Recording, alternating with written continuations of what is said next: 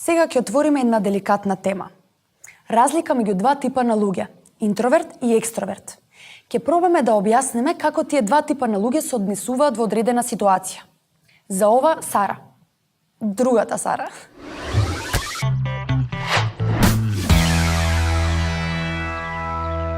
На некои луѓе повеќе им е пријатно доколку уживаат дома и читаат книга. Додека пак други сакаат секогаш да се обкружени со нивните пријатели. За да биде појасно, ова однесување го делиме на две крајности – интроверт и екстроверт. Интроверт е оној кој своето време предпочита да го помине во поконтролирана средина, најчесто сам, додека екстроверт уживаат да се во центар на вниманието, гласни се и дишат заедно со забавата.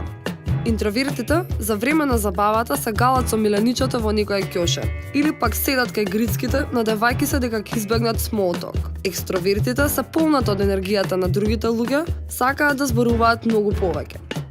Интровертите имаат богат внатрешен свет и чувства за имагинација.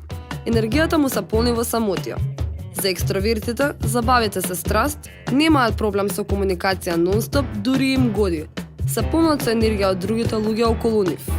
Интровертите кога проценуваат нешто се потпираат на внатрешниот суд, додека пак за екстровертите влијае мислењето на другите луѓе. Интровертите сакаат да градат значајни и длабоки конекции со своите пријатели, односно повеќе сакаат убав и сериозен разговор помеѓу двајца, отколку дордорење помеѓу бучава од гласна музика.